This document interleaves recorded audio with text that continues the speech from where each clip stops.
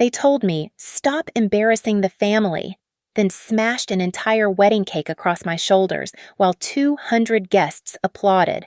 My brother's voice boomed through the microphone, "Sweet revenge."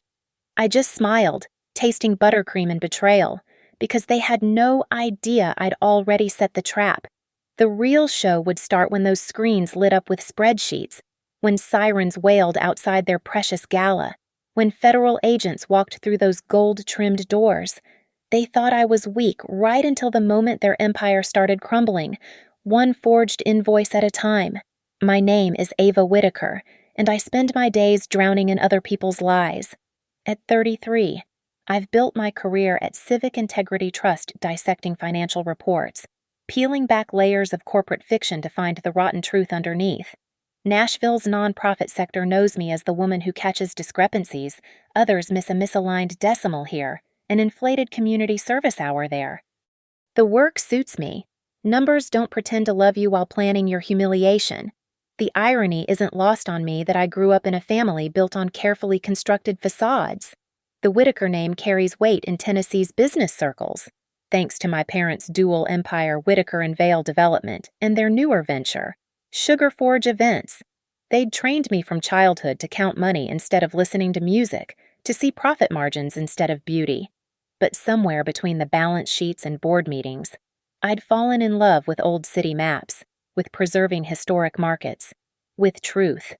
That Thursday afternoon, I sat in my downtown office, fluorescent lights humming overhead while I traced inconsistencies in a tax exemption application. The company claimed 300 hours of community service. Their employee roster showed 12 people. The math was laughable. I flagged it, filed it, and checked my phone. 3 missed calls from my mother. The 4th call came while I was packing up. "Ava, darling." Lila Whitaker's voice dripped with manufactured warmth. "You haven't forgotten about tomorrow night, the family party/product launch." I kept my tone neutral, professional. 7:30 at the estate. 7 sharp. We're unveiling the new artisan line, and Graham expects the whole family present. She paused. "Wear something nice. Press will be there." Press always attended our family gatherings. The Whitakers didn't have private moments. We had photo opportunities. The next evening, I drove through Belle Meade's manicured streets toward my parents' estate, watching October light fade through the windshield. The house blazed with tungsten warmth, every window calculated to impress. Catering vans lined the service drive. The sweet smell of burnt sugar and butter hit me before I'd even opened my car door. Inside, the kitchen bustled with Sugar Forge staff piping elaborate designs onto 3-tier displays. I noticed invoices scattered across the mail tray, careless for a family obsessed with image. One caught my eye, a supplier bill for twice the sugar volume they'd need for tonight. Another showed safety inspection dates that didn't align with the calendar on the wall. Small things, the kind of details I was trained to notice. "Snooping already?" Cole's voice made me turn. My younger brother leaned against the doorframe, his PR smile perfectly calibrated. At 30, he'd mastered the art of looking casual while calculating every angle. Big sister can't help checking if we're all criminals. Just reading what's in plain sight. I moved away from the counter. "That's the problem with you, Ava. You see crime everywhere." He grabbed a champagne flute from a passing tray. "Must be exhausting, suspecting your own family." Before I could respond, our father appeared, Graham Whitaker in his element silver-haired, commanding, radiating the particular confidence of men who've never faced real consequences. "Ava." "Good." He didn't embrace me, just nodded toward the formal dining room. "We need to discuss something before the guests arrive." The dining table was set for 6, though only 4 of us had gathered. Mallory, my older sister, sat examining her phone with the focused intensity of someone avoiding conflict. Her law degree from Vanderbilt hung invisible around her neck. "Sit," Graham commanded. I did. My mother glided in, carrying a folder. "We need your signature on a letter of support. Sugar Forge is applying for tax incentives through the Community Development Program. Having a compliance analyst from Civic Integrity Trust vouch for us would carry weight." I opened the folder. The letter was already written, praising Sugar Forge's commitment to providing job training and donated goods to underserved communities.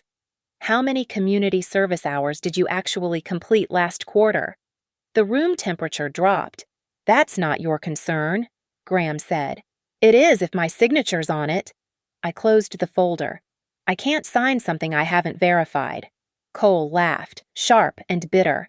There it is, Saint Ava, keeper of all moral high ground. Enough. Lila's smile never wavered, but her eyes went cold. We're family first. Ava, everything else including your precious regulations comes second. Actually, the law comes first. That's literally what compliance means.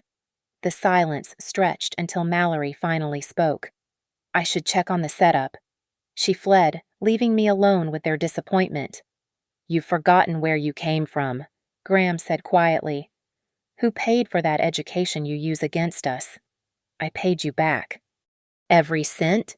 With interest? I stood. I'll stay for the party, but I won't sign anything. As I left the room, I heard Cole mutter to our parents, She needs to be reminded what family means. I didn't yet know they'd already planned exactly how to deliver that reminder. The pre-party dinner was a masterclass in familial manipulation. We sat in the private dining room while servers hired for the evening. Wearing Sugar Forge Events uniforms placed course after course of my mother's signature creations. Each dessert came with a story about community impact, about bringing joy to Nashville's underserved populations. The chocolate soufflé that would supposedly fund after-school programs. The artisan tart collection that would provide job training for single mothers. All of it gorgeously plated. All of it lies. The community program launches next month, Lila announced, cutting into an opera cake with surgical precision. Well, we've already filed the paperwork showing 800 hours of preparatory community engagement. I set down my fork. 800 hours. With what staff? Cole's been coordinating volunteers, Graham said smoothly. Haven't you, son? Absolutely. Cole's grin was sharp as the cake knife. We've got comprehensive documentation, timesheets, photos, sign-in logs, very thorough. They were taunting me. I could see it in the way Mallory kept her eyes fixed on her plate, in the way Cole's fingers drummed against his wine glass. They wanted me to challenge them, to make a scene before their guests arrived. Speaking of documentation, Lila produced another folder.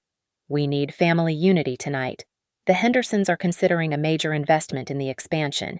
The Weatherbys want to partner on their charity auction. Everyone needs to see we're a cohesive unit. Meaning you smile, you mingle, and you stop investigating everyone like they're criminals. Graham's voice carried the same tone he'd used when I was 7, explaining why I couldn't keep the stray cat I'd found. Firm, final, dismissive.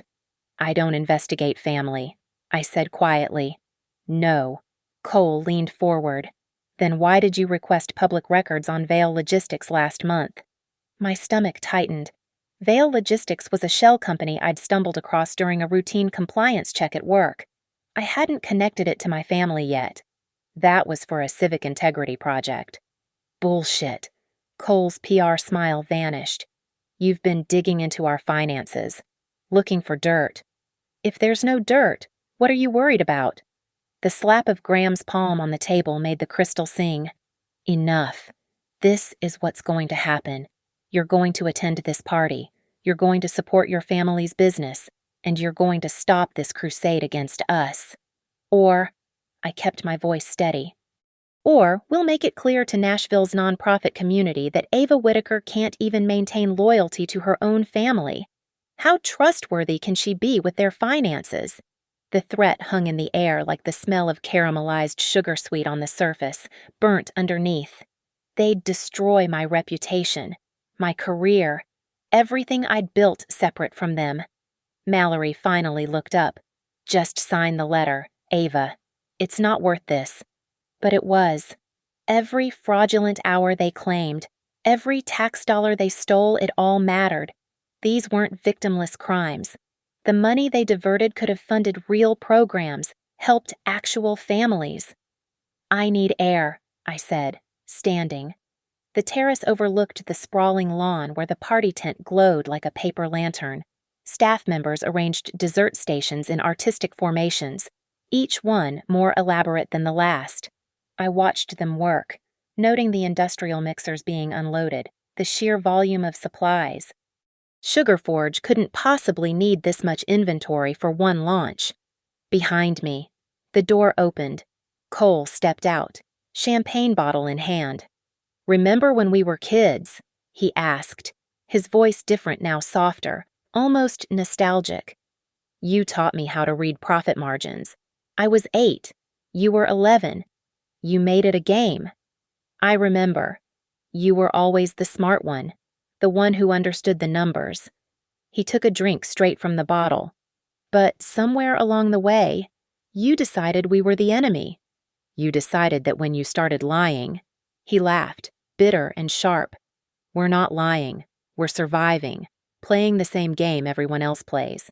Tax incentives, creative accounting. It's how business works. It's fraud. It's family." He turned to face me fully. "And you're either with us or against us. No middle ground." Through the windows, I could see guests beginning to arrive. Men in tailored suits, women in cocktail dresses, all coming to celebrate the Whitaker empire. My parents stood at the entrance, greeting each arrival with practiced warmth. "They're going to humiliate you tonight," Cole said quietly. "Fair warning. Sister to sister, oh wait." He smirked. "Sister to brother. Keep forgetting you care more about strangers than blood." "What are you talking about?" "You'll see. Consider it an intervention. Or maybe." He raised the bottle in mock salute. "Call it sweet revenge for all those years of judgment." He left me alone on the terrace, watching the party fill with people who would soon witness whatever my family had planned. In my childhood bedroom upstairs, tucked in an old jewelry box, sat a flash drive containing 6 months of research into my family's business practices. I'd started it as due diligence, protecting myself. After tonight, I realized I might need to finish it. The party reached its crescendo at 9:45. 200 guests packed the main ballroom, champagne flowing, cameras flashing, the sweet scent of Sugar Forge's confections mixing with expensive perfume. I stood near the back, nursing the same glass of wine I'd carried for an hour, watching my family work the room like conductors orchestrating a symphony. Then the lights dimmed. A spotlight hit the stage. "Ladies and gentlemen," the voice belonged to Marcus Webb, Cole's friend from his PR firm, now serving as MC. "Before we unveil Sugar Forge's revolutionary new line, the Whitaker family has a special tradition to share." My stomach dropped. There was no family tradition. "Ava Whitaker, would you join us on stage?" Every eye turned to me. My mother smiled from the front row, that practiced smile that never reached her eyes. Graham stood beside her, nodding expectantly. Cole lurked by the sound booth, his expression unreadable in the shadows. I had 2 choices: refuse and make a scene, or play along and see what trap they'd set. I chose knowledge over safety. I walked to the stage. "For those who don't know," Marcus continued, his voice syrupy with false warmth, "Ava is the family's financial genius. She keeps everyone honest." The crowd chuckled. "So it's only fitting that she cuts the ceremonial first slice of our flagship creation." The curtain behind us parted, revealing a 7-tier wedding cake, each layer more elaborate than the last. It stood nearly 6 feet tall, decorated with sugarwork so intricate it looked like lace. This wasn't just a cake, it was an architectural feat, probably worth thousands. "Please, Ava," Marcus handed me an ornate silver knife. "Do the honors." The handle was slippery. I realized why someone had coated it with butter. As I approached the cake, Cole moved closer to his position at the sound booth. My mother's smile widened. Graham raised his champagne glass. I lifted the knife, and that's when Cole leaned into his microphone. "Hey, sis!" His voice boomed through the speakers. "Stop snooping into our business." The mechanism triggered before I could step back. Hidden wires pulled, the entire cake structure tilted, and 7 tiers of buttercream, fondant, and raspberry filling cascaded onto me. Not just a slice, not just a tear, everything. It hit my shoulders first, then crashed down my cream-colored dress, an avalanche of sugar and humiliation. The room exploded in laughter, not nervous titters, but full-throated, genuine laughter. Someone was filming multiple someones, their phones raised, capturing every second. Through the mess dripping into my eyes, I saw my mother actually applauding. Graham lifted his glass higher in a mock toast. "Sweet revenge," Cole announced into the microphone, his voice carrying over the chaos. "For all those times you tried to audit your own family." Sugar crystals crunched between my teeth. Buttercream slid down my neck. The raspberry filling looked like blood on my dress. But I didn't scream. I didn't cry. I didn't run. Instead, I looked directly into the nearest phone camera and smiled. "Thank you," I said, loud enough for the front rows to hear. My voice stayed perfectly level. "This makes everything so much clearer." I set the butter slick knife down on the podium with deliberate precision. Then I walked off the stage, each step leaving buttercream footprints on the polished floor. The laughter followed me, but I noticed something else. A few faces weren't laughing. The Henderson matriarch looked appalled. A reporter from the Nashville Business Journal had stopped recording, her expression troubled. Mallory intercepted me at the bathroom door with towels. "Ava, I didn't know." "Yes, you did." I took the towels without meeting her eyes. "You always know. You just choose to look away." In the bathroom, I locked the door and assessed the damage. My dress was destroyed, obviously. Cake covered me from shoulders to knees, but as I wiped frosting from my face, I saw something in the mirror that my family had missed determination, crystallized into something harder than sugar work. They thought this was the end. Public humiliation to keep me in line, to remind me of my place. Cole's sweet revenge for daring to question their authority. Through the door, I could hear Marcus back on the microphone, smoothing over the incident as a playful family tradition, redirecting attention to the actual product launch. The crowd was buying it, their laughter shifting to anticipation for the next act. I pulled out my phone, careful to keep it clean of frosting. The video was already posted on 3 different social media accounts. "Whitaker family cake prank goes viral." One caption read, "By morning, everyone in Nashville would see it." Good. Let them see. Because while they were laughing, while my parents were congratulating themselves on putting me in my place, they'd made a critical error. They'd shown me exactly who they were, in front of witnesses, on camera. They'd demonstrated that cruelty came naturally to them. That humiliation was a tool they wielded without hesitation. And if they could do this to family, what were they capable of in business? I cleaned myself as best I could, changed into the emergency outfit I always kept in my car, and slipped out the service entrance. Behind me, the party continued, my family basking in their perceived victory. At home, I pulled out the flash drive from my jewelry box and opened the files I'd been collecting: invoices, tax documents, inspection reports, pieces of a puzzle I'd been too reluctant to assemble. No more reluctance, no more family loyalty. They wanted war. They'd just declared it in buttercream and raspberry filling, and I knew exactly how to fight back. The sugar smell wouldn't leave my hair. 3 showers, clarifying shampoo, vinegar rinse, nothing worked. At 2:15 a.m., I sat at my kitchen table with wet hair and laptop screens casting blue light across scattered papers.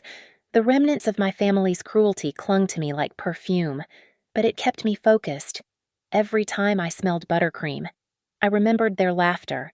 The documents I'd casually noticed at the estate were just the surface. Once I started pulling threads, the whole fabric unraveled. Sugar Forge events had claimed 800 community service hours last quarter, their actual employee timesheets, which I accessed through a public records request I'd filed weeks earlier for an unrelated civic integrity project, showed those same employees working paid events during the supposed volunteer hours, but that was small time compared to what I found next. Vale Logistics LLC, the company Cole had accused me of investigating, appeared repeatedly in Sugar Forge's expense reports. Vendor payments for specialty ingredients at 3 times market rate. Transportation costs for deliveries that, according to GPS records from their commercial fleet insurance, never happened.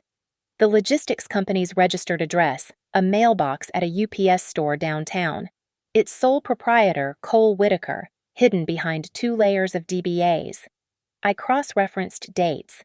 Every major charity event Sugar Forge claimed to have supplied coincided with massive Vale Logistics invoices. The donated goods were being sold to their own shell company first, inflating the tax-deductible donation values by 300%. The kitchen inspection reports told another story. Sugar Forge's commercial facility had failed 3 consecutive health inspections violations, ranging from improper temperature controls to pest activity. But somehow, they'd received a clean certificate just in time for their launch. The inspector's signature was illegible, but the inspection date, a Sunday, when the office was closed. My phone buzzed. A text from an unknown number. Saw what happened tonight. Disgusting behavior. I have information you might want. A friend at the Tennessee Department of Revenue. I stared at the message. It could be a trap, someone testing my reaction, or it could be a gift. I responded carefully. Thank you for reaching out. I'm interested in any information related to business compliance in Nashville. The reply came immediately. A single attachment, an internal memo flagging Sugar Forge events for audit based on anomalies in reported charitable deductions. Dated 3 weeks ago. The audit had been mysteriously canceled 2 days later, marked resolved internally. Someone at the state level was protecting them. I pulled up the campaign finance database. Graham Whitaker had donated generously to several state representatives, including one who sat on the taxation committee. Lila served on the boards of 3 nonprofits that received mysterious funding increases right after Sugar Forge got its tax breaks. The web of influence spread like spilled syrup, sticky and transparent once you knew where to look. By 4:30 a.m., I had 72 pages of evidence: financial fraud, tax evasion, health code violations, bribery. The Whitaker empire was built on forged documents and fake charity. The community programs they touted were ghosts, existing only in paperwork. The money meant for actual help had been funneled back into their own pockets through Cole's shadow company. But evidence wasn't enough. I'd learned that watching other cases at Civic Integrity, you needed momentum, public pressure, and most importantly, timing. I created separate encrypted folders for each agency that would need documentation. The Tennessee Attorney General's office would get the tax fraud and fake charity evidence. The health department would receive the inspection violations and bribery documentation. The IRS would see everything related to Vale Logistics and the money laundering. Then I thought about the viral video of my humiliation. By morning, it would have thousands of views.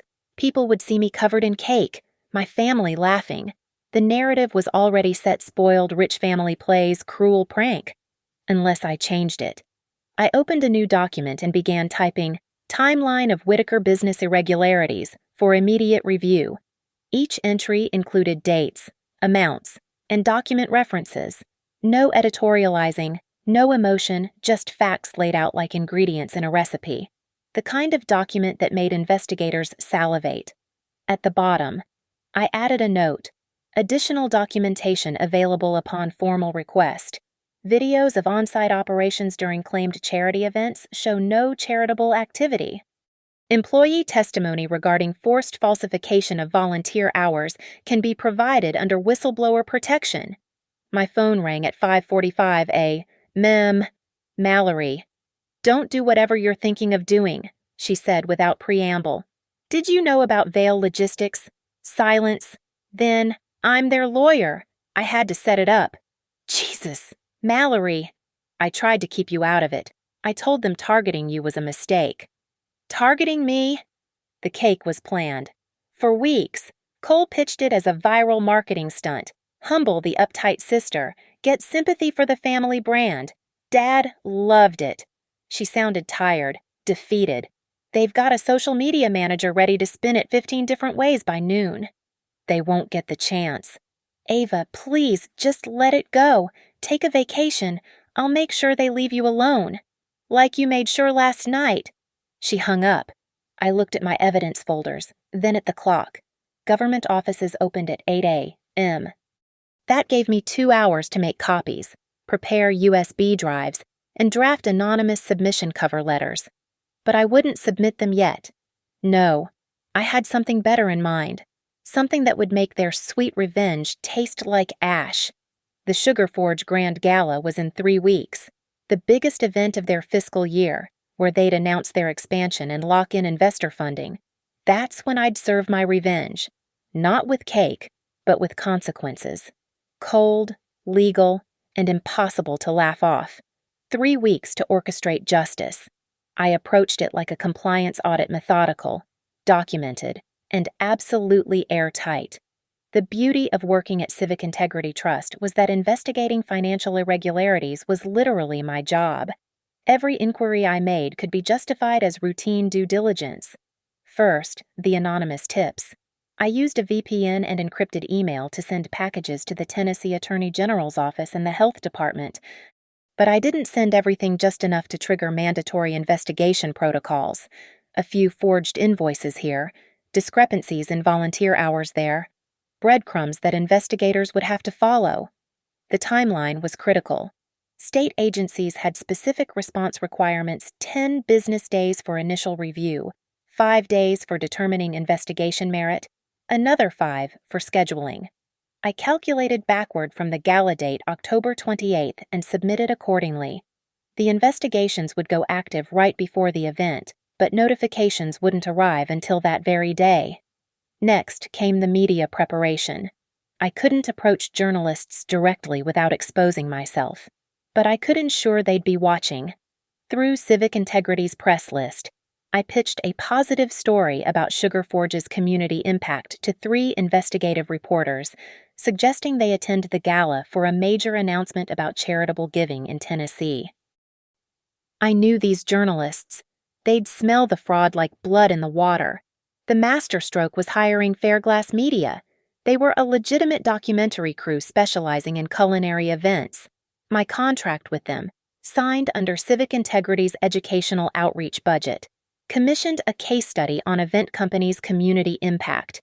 Completely above board. The fact that they'd be filming at the exact moment, everything imploded. Happy coincidence. But I needed something more. Evidence was good. Investigations were better, but public revelation would be perfect. That's when I remembered the LED screens. Sugar Forge had rented massive displays for the gala, planning to showcase their Community Heroes montage. The rental company, Nashville Audio Visual Solutions, was a Civic Integrity vendor. We'd audited them last year, found them clean, and I'd maintained a good relationship with their technical director, James. I need a favor, I told him over coffee, a week before the gala. We're creating a presentation about corporate responsibility. Can you help me test it on your system? Same model you're installing at the Whitaker Gala. Sure, James said. Always happy to help Civic Integrity. You guys kept us out of trouble with that audit. When do you need it? How about the morning of the 28th? I could swing by your warehouse. Make sure everything's compatible before your crew heads to the venue. He agreed. I'd have access to the system hours before the event. The hardest part was maintaining normalcy. I went to work, filed reports, attended meetings. When colleagues asked about the viral cake video, I laughed it off as family being family. When my mother called, demanding I publicly support them on social media, I claimed I was too busy with quarter-end reports. When Cole texted threatening messages about knowing my place, I archived them all. Evidence. Always more evidence. 5 days before the gala, the first domino fell. My anonymous contact at the Department of Revenue sent another message. Audit reopened. Investigators very interested in Vail Logistics connection. They're pulling 3 years of records. 4 days before the Health Department contacted Sugar Forge about routine follow-up on recent inspections. They scheduled a surprise visit for October 28th at 6 p.m., right during the gala's cocktail hour. 3 days before the Attorney General's office quietly filed subpoenas for Sugar Forge's financial records. The The documents would be served October 28th at 7 p.m. during the dinner service. 2 days before I finalized my presentation, spreadsheets showing the money flow from Sugar Forge to Vail Logistics and back, time-stamped photos of empty venues during supposed charity events, employee affidavits about falsified volunteer hours obtained through completely legal means, as they were public records from labor disputes, all formatted for maximum clarity on LED screens. The night before the gala, I couldn't sleep, not from nerves, but from anticipation. I checked my materials one last time. USB drives with the presentation, backed up 3 times. Documentation packets for any journalists who wanted hard copies.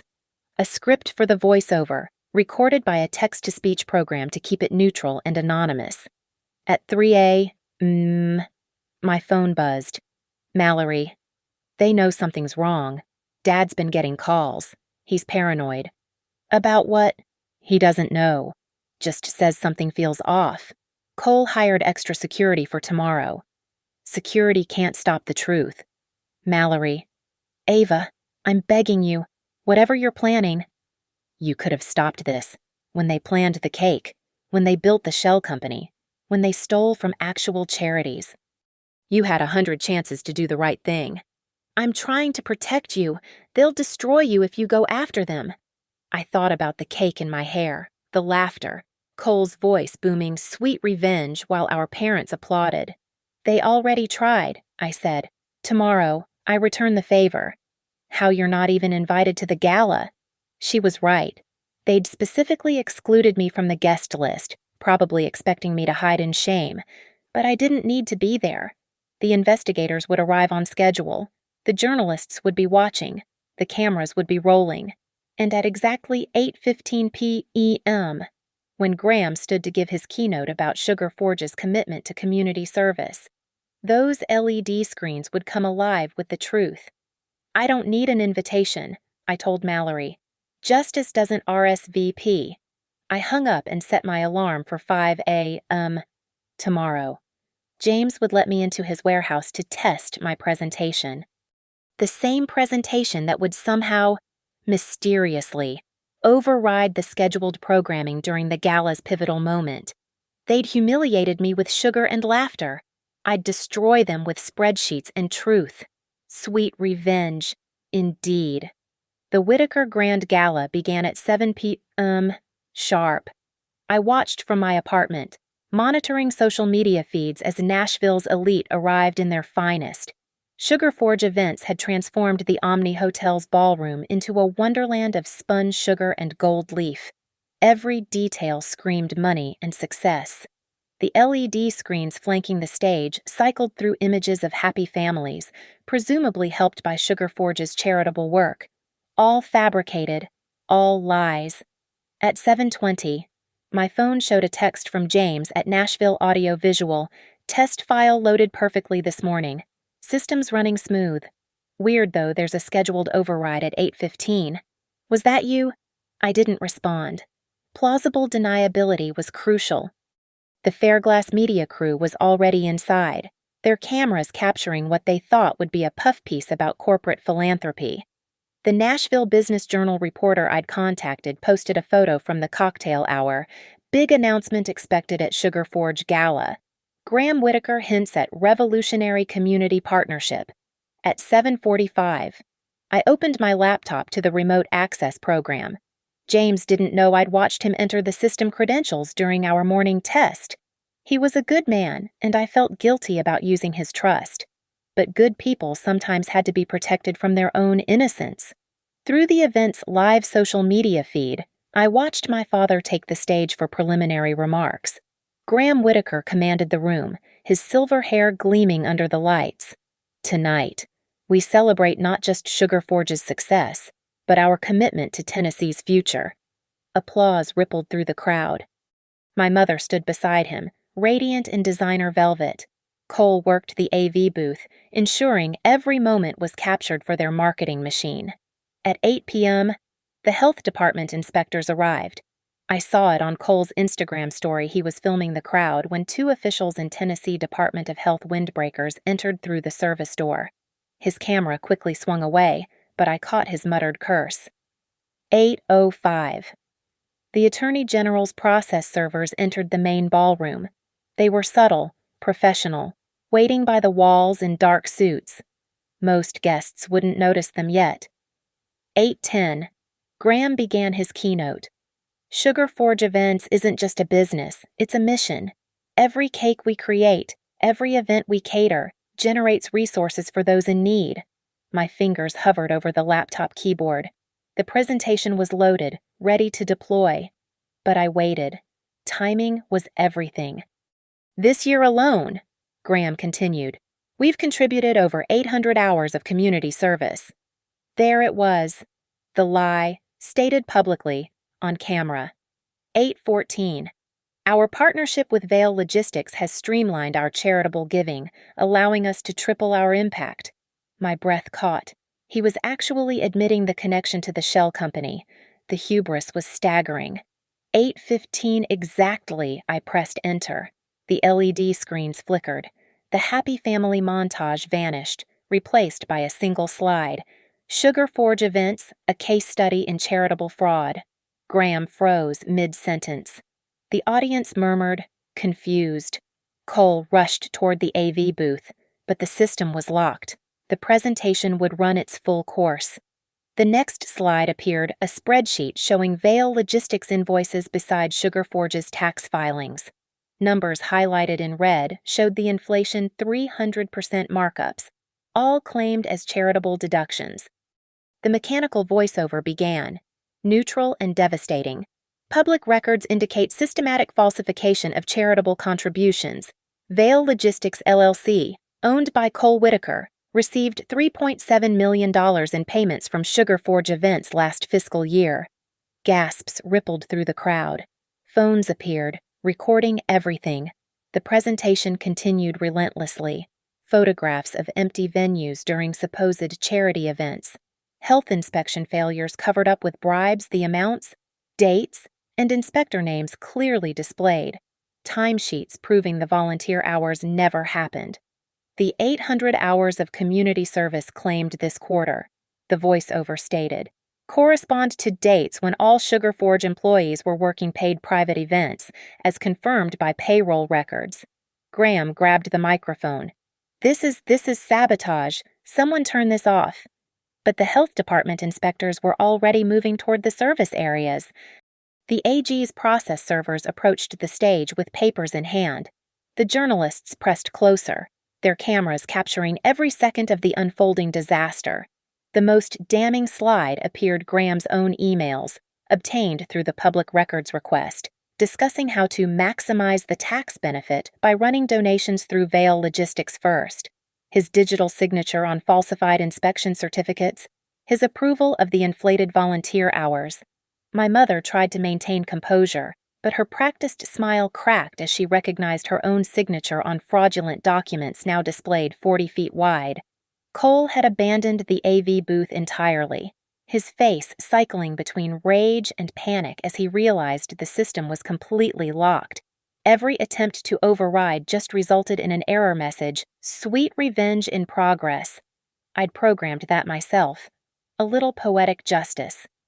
The presentation's final slide showed the total $7.2 million in fraudulent tax deductions over 3 years, money stolen from legitimate charitable programs, resources diverted from actual need.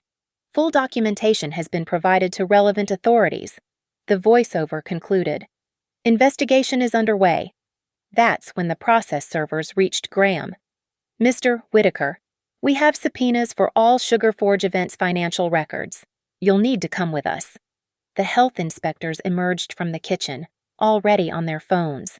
I could imagine what they'd found the same violations that had been covered up, still unaddressed. The crowd erupted. Some fled toward exits, not wanting to be associated with the scandal. Others pressed closer, phones high, capturing the mighty Whitaker's fall. The Fairglass media crew pivoted seamlessly from puff piece to expose, their cameras catching every angle of the collapse. Through it all, the LED screens returned to their original programming those fake happy families Sugar Forge claimed to help. But now everyone knew the truth behind the sugar-coated lies. My phone buzzed with notifications. The video was already viral, but for a different reason than 3 weeks ago. Sugar Forge fraud exposed at own gala. Whitaker empire crumbles live on stage. Sweet revenge, how a cake company got its just desserts. The poetic symmetry wasn't lost on anyone. They'd humiliated me with cake. I'd destroyed them with their own crimes. The last image I saw before closing my laptop was Cole, standing alone in the ruins of the party, staring at those LED screens with the dawning realization that his own sweet revenge had triggered something far sweeter. I arrived at the Omni at 8:45 p.m., wearing the same cream-colored dress I'd ordered to replace the one they'd destroyed. No stains this time, no buttercream armor needed. Just me, walking through the chaos I'd orchestrated. The ballroom was in complete disarray. Half the guests had fled, the other half clustered in shocked groups, whispering behind manicured hands. The AG's team had cordoned off the administrative tables, boxing up documents. Health inspectors sealed the kitchen with yellow tape. The Fairglass media crew followed every movement, their cameras hungry for the story's climax. I walked through it all like a ghost they hadn't expected to see. Cole spotted me first. His face went white, then red, cycling through emotions before landing on rage. "You," he snarled, starting toward me. "Me," I agreed, standing my ground. "You destroyed everything. Do you have any idea what you've done? Exactly what you taught me. Little brother, sweet revenge." I kept my voice level, professional, though mine came with documentation. Graham's voice boomed across the ballroom before Cole could respond. "Ava." He stood near the stage, flanked by lawyers who were desperately trying to keep him from talking. "You treacherous careful," I interrupted. "There are cameras everywhere, and unlike 3 weeks ago, I don't think the audience finds family cruelty quite as entertaining anymore." The crowd parted as I walked toward the stage, every step deliberate, measured. I felt their eyes, some horrified, others oddly impressed. Mrs. Henderson, who'd looked appalled at the cake incident, now watched with what might have been approval. My mother stood frozen by the podium, her perfect composure finally shattered. "How could you?" she whispered when I reached them. "How could I not?" I pulled out my phone, showed them the video from 3 weeks ago. Me, covered in cake, their laughter echoing. "You taught me that public humiliation was acceptable family behavior. I'm just a better student than you expected." "This is different," Graham spat. "This is betrayal." "No."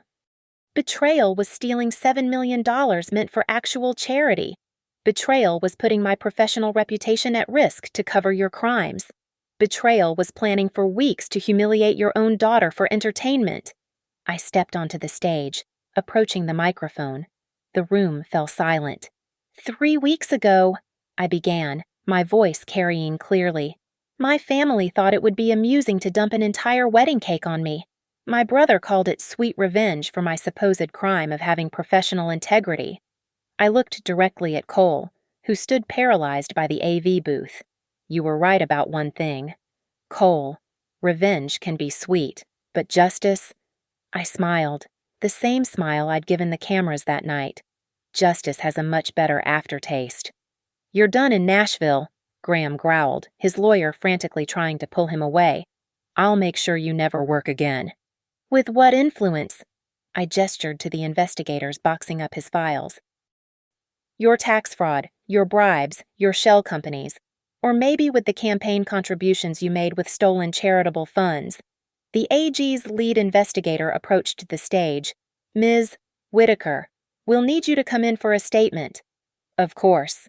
I handed him a drive from my pocket. "This contains everything. 3 years of documentation, all obtained through legal public records requests and whistleblower testimonies." "You wore a wire," Cole's voice cracked from across the room. "I didn't need to. You documented everything yourselves. Emails, invoices, even Instagram posts bragging about your brilliant tax strategies. You were so proud of your schemes, You created a perfect evidence trail. The health department supervisor joined us on stage. Mr. and Mrs. Whitaker, we're shutting down your commercial kitchen pending full investigation. The violations we've found tonight, they go back years. My mother finally found her voice. Ava, please, we're family. Family. I tasted the word like expired frosting. Family doesn't forge documents with my name. Family doesn't sabotage my career. Family doesn't celebrate my humiliation. I reached for the cake knife still sitting on the display table, the same style they'd used that night, though this one wasn't coated in butter. I held it up, letting the light catch the silver. You know what the difference is between your revenge and mine. I set the knife down gently, precisely. Yours was performance. Mine was justice. Yours was cruel. Mine was necessary. Yours was personal. Mine was just business, exactly how you taught me to be. The lead investigator cleared his throat. Mr. Whitaker, Mr. Cole Whitaker, we need you both to come with us now. As they were led away, Cole turned back one last time. His PR smile was gone, replaced by something raw and defeated. Was it worth it destroying your own family?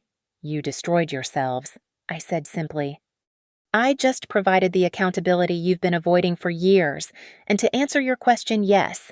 Every investigation, every spreadsheet, every piece of evidence was worth it to stop you from stealing one more dollar meant for people who actually need help. The ballroom had nearly emptied now.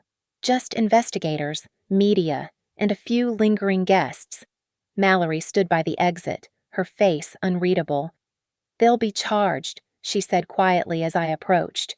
Criminal fraud, tax evasion, bribery. Dad and Cole are looking at serious time. Mom, too, probably. And you. I'm cooperating fully, trading testimony for immunity. She paused. You knew I would. I hoped you would. We stood there, sisters on opposite sides of a war that had started long before tonight. For what it's worth, Mallory said. That cake thing was cruel. I should have stopped it. You should have stopped a lot of things? She nodded, accepting the judgment. What will you do now? I looked back at the stage where everything had unraveled. The LED screens were dark. The cake table sat empty. The sweet smell of sugar had been replaced by the sharp scent of consequence. Continue my work at Civic Integrity. Help real charities. Make sure people like them can't steal from those who need it most. I met her eyes. What I've always done, just without the family guilt. As I walked through the ballroom doors into the cool Nashville night, I heard the final piece fall into place, sirens approaching, blue and red lights painting the hotel entrance. The authorities Graham had bought, the system he'd gamed, the city he'd charmed. They were all here now, but not as allies. They were here for justice, and it tasted nothing like cake. The Fairglass media crew was packing up their equipment when they spotted me. Their director, a sharp-eyed woman named Patricia, approached with her camera operator still rolling. Ms. Whitaker, could we get a statement? I could have walked away, should have, probably, but something made me stop. 1 minute, I said. Patricia nodded to her camera operator, who adjusted the frame. The LED screens behind us still displayed their final message. Sweet revenge isn't a joke when it's evidence. 3 weeks ago, I said to the camera, my family staged what they called a harmless prank. Tonight, the consequences of their real actions, years of fraud, theft, and deception finally came to light. The cake they dumped on me was meant to humiliate me into silence. Instead, it clarified everything. Do you regret exposing your family? Patricia asked. I regret that there was something to expose. I regret that money meant for homeless shelters, food banks, and after-school programs ended up in their pockets. Mostly. I regret staying silent as long as I did. The camera operator lowered his equipment as investigators carried the last boxes past us. Through the glass doors, I could see Cole being guided into an unmarked sedan, his hands cuffed in front of him. My father sat in another car, his silver hair visible through the window, his empire reduced to evidence tags and case numbers. Ms. Whitaker, Patricia said off camera, What you did tonight that took incredible courage. No, I corrected. Courage would have been stopping them years ago. This was just overdue. I left them to their footage and walked to my car. The parking garage was nearly empty, my footsteps echoing off concrete. As I reached my vehicle, my phone buzzed. Mallory again. Just wanted you to know the lawyers say you're clear. Every piece of evidence you provided was legally obtained. They can't touch you. I know, I said. I was careful. You were brilliant. A pause. I'm sorry, Ava, for all of it. I sat in my car for a moment after hanging up, watching the hotel's lights reflect off the windshield. The last time I'd been here, I'd left covered in buttercream and shame. Tonight, I left clean. The drive home was quiet. No radio, no music, just the hum of tires on asphalt. Nashville's skyline glittered in my rearview mirror, unchanged despite the earthquake that had just shaken one of its prominent families. My apartment felt different when I entered. The papers that had covered my table for weeks were gone, filed away as evidence. The laptop that had been my weapon sat closed and peaceful. The air didn't smell like sugar anymore. I poured myself a glass of wine, a good bottle I'd been saving, and stood on my balcony. Below, the city went about its Friday night rituals, oblivious to the drama that had just unfolded. Tomorrow, it would be headlines. Tonight, it was just another October evening in Tennessee. My phone lit up with notifications. The video was everywhere. Breaking Whitaker family fraud exposed at OWN Gala. Sugar Forge events under federal investigation. The sweetest revenge. How one woman brought down a Nashville empire. But the message that mattered came from an unknown number, Ms. Whitaker. This is Director Chen from the Nashville Food Bank. We've just been informed that the funds recovered from the Sugar Forge investigation will be distributed to the charities they claimed to support. Because of you, we'll be able to feed 3,000 more families this winter. Thank you. I read it twice, then deleted it. No trail, no evidence, no connection. Just the knowledge that those stolen millions would finally reach the people they were meant to help. At 11:55 p.m., I raised my glass to the city lights. 3 weeks ago, they'd laughed as sugar and cream dripped down my dress. They'd called it sweet revenge for the crime of having integrity. They were right about one thing: revenge could be sweet. But justice didn't need sugar to leave a lasting taste. I finished my wine, went inside, and closed the door on the Whitaker chapter of my life. No dramatic speech, no tears, no looking back. Just the quiet satisfaction of knowing that sometimes the best revenge isn't personal at all. It's simply letting the truth do what truth does best: destroy lies. One document at a time. The city slept. The investigation would continue. The Whitaker empire would crumble into indictments and plea deals. And I would go back to work Monday morning, reviewing applications, checking numbers, protecting the honest from the corrupt. Because that's what I did. That's who I was. Ava Whitaker, compliance analyst, destroyer of empires built on buttercream and fraud, the woman who turned their sweet revenge into something far more lasting: justice, served at exactly the right temperature. Thank you for listening to this story of betrayal, justice, and the sweetest kind of revenge. I'd love to know where you're listening from. Drop a comment below and let's connect. If this story resonated with you, please subscribe to the channel and share your thoughts. What would you have done in Ava's situation? Sometimes the most powerful revenge isn't about getting even, it's about getting justice.